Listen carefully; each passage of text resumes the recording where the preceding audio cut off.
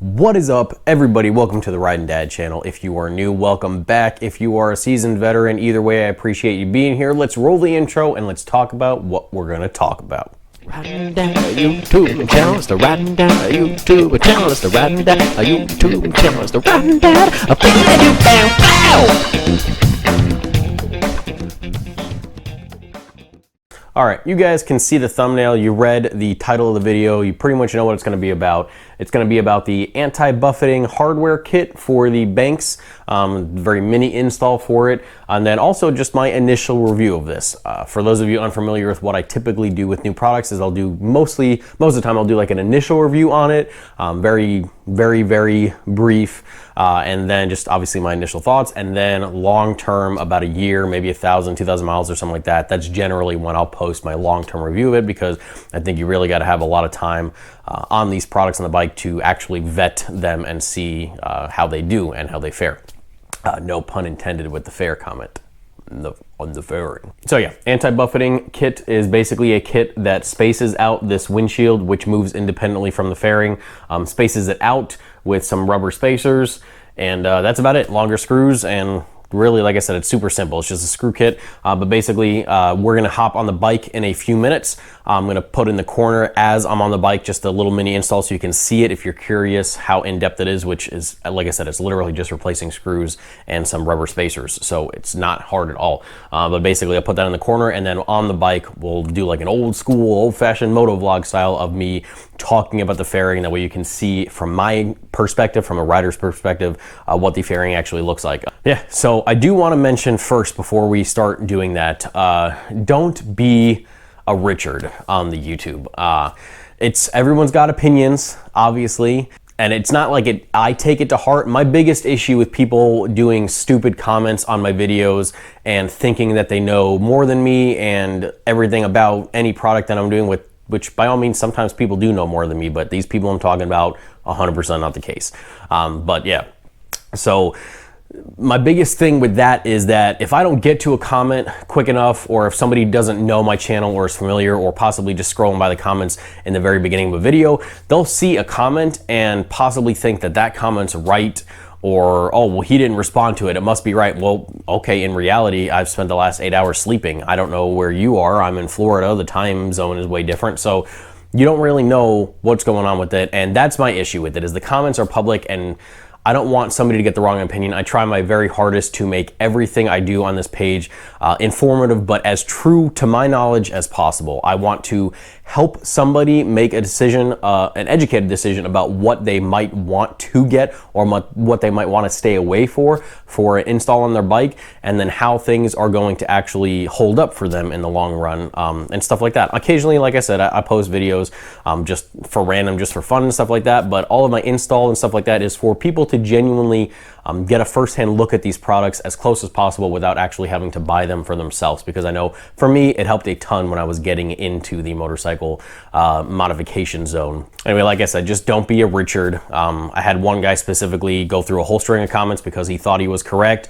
I proved him wrong every step of the way. I actually talked to the CEO of Banks, and he gave me 100%, like, this is how this is designed, this is where it's designed, this is my part in it, this is the company that I pay to do this and this for it, all local in California. It is a USA made product. It is not a Chinese knockoff that you can buy on Amazon. That is not the same thing. Just because it looks similar to a product on Amazon does not mean, one, that it's the same product, two, that it's of the same quality of product.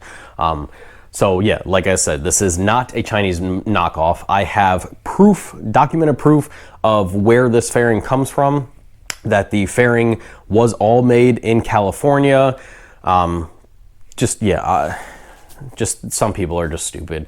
But yeah, anyway, so I proved this guy wrong every step of the way. He deleted all of those comments, posted a brand new comment like, oh, that's great. That's a great fairing, finally made in the USA. Basically 180 of what he just spent 9 comments trying to prove me wrong about. And then I called him out and I was like, hey, I appreciate your enthusiasm about it. However, you just deleted all of your comments to make yourself look better, and I'm not going to pretend like that didn't happen. And then so of course he deleted that, and then I don't know if he made another profile or if somebody else, it's like, you know, one of the no-name YouTubers, whatever, they said some stuff, and I said, hey, I just went through this with another guy, I know what I'm talking about, I've done my homework and research on it, I am correct about this. And they didn't responded anymore after that. However, this fueled the first guy, or the same profile, or same guy, but, you know, different profile, fueled that, and basically went right down the line again, trying to start the same exact crap. And he's like, oh no, the reason I deleted the comments before was because I said the slightly wrong name. It's this name on the Amazon, the Chinese market, versus this, and this is exactly it. I'm like, bro, I don't know what more you want from me to prove you wrong, but I've done more than my share of homework on this. And long story short, he deleted those comments too. So just don't be that guy. All right, enough of that. Let's hop on the bike. I'll talk about my initial review of the Banks Performance T-Sport fairing for the M8 Softail platform, specifically on my Lowrider S. And let's have a good time. See you there. All right, so we're on the bike. I guess you can see the fairing is not on the bike, and here's why. It really depresses me that this series of events has happened. So I put the fairing on it with the anti-buffeting, and I still had buffeting. I moved the fairing up like Banks told me to try if I had buffeting. Moved the fairing up and still buffeting. I played with the windshield, still buffeting. I did the same thing, moved the fairing up, down, play with the air, the angle of the fairing, play with the angle of the windshield. Oh, I'm gonna sneeze. Okay, so I did all that, and still buffeting. And the only way it got as close to no buffeting as possible was with the windshield all the way up, fairing tilted back towards me, and windshield tilted all the way forward. But because I'm short, and when you tilt it forward, it looks higher, kind of the angle of it, I could barely see anything, and it was such a miserable ride. So obviously I took the fairing off. I still have the brackets on because I'm not 100% giving up on it. I'm gonna shoot an IG message to Robert from Banks Performance and see if he has any any kind of how-tos or anything that might help, and then I'll give it a go. So I just wanted to be completely transparent with you guys. You know, I could have talked to him first, see if I could figure something out that worked for me, and then done that. But I'm not gonna lie to you guys for no reason. You know what? I take you guys along for the ride with me. So yeah, it was just so bad. And honestly guys, I don't know if it's just me being spoiled from having that, you know, kind of mini quarter fairing that Harley has, or never having a fairing on any bike. I don't know if it's just me being spoiled from that, having all the wind hit me equally, and then all of a sudden, now that the wind isn't hitting me and I'm only getting like the little tuffets of wind from back or on the helmet, depending on how I had the fairing. I'm not sure if that was part of it. And it's just something you have to get used to. If you have a fairing and you have similar issues, I know I talked to my buddy with the Memphis Fades and pretty much the exact same bike, and he had issues with buffeting, but he went down a size for the windshield and tilted it, and he said he moved it all the way up, I think. I don't know what he said for tilting. I can't remember if we even talked about that part of it, but he said it's gone now. So I don't know. I will say that at about 30 to 40 miles an hour, the Banks fairing completely cut out all the wind from the chest, and you could definitely see how it would help you on like highway miles or, you know, going higher speeds. So I don't know. Honestly guys, I'm kind of, now that I have nothing on this, I'm kind of digging lately the look of like Dynas and like the new club style Softails almost, with no fairing at all in the front and just having the headlight. I kind of like that style nowadays. So I don't know, honestly. If I wind up not using the Banks fairing, I'll be really depressed, obviously, that I spent that money on it. That part will suck. Unfortunately, some of motorcycle stuff is just trial and error. No problem with the Banks Performance fairing besides the buffeting thing. The fairing itself was top notch, and the quality of it was really good. The hardware for it was really, really good as well. So yeah, that's where I'm at, guys. I am kind of depressed because I really wanted that to work great. I like the way it looked. So I don't know. I will keep you guys posted. Obviously, I'll let you know what I decide to do.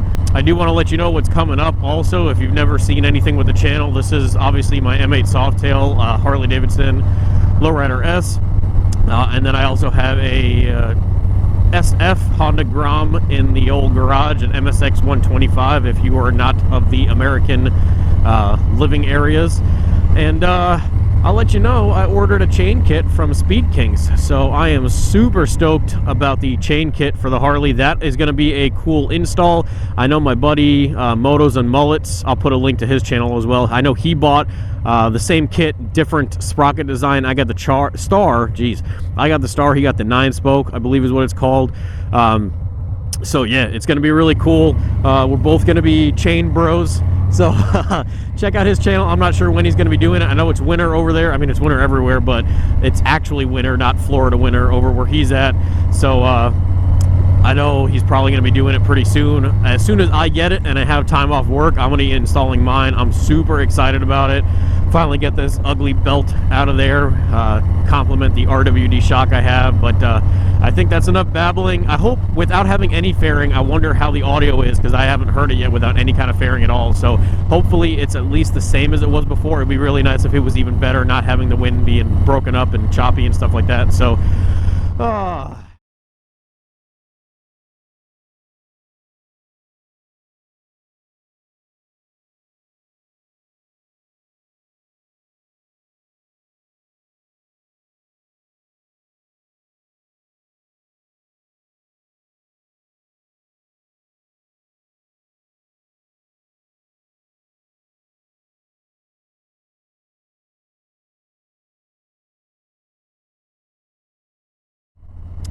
so I think that's it. Until the next time, guys, please watch one of the videos on the screen, wherever they are, through the YouTube magic, and check out my Instagram. Send me a DM. Let me know on this what your opinions are on the fairing and everything like that, please. I would appreciate it. Let me know if you've had similar instances or if you know a trick or whatever. I'll see you on the next one, guys. Ride safe. Have fun. Dad out.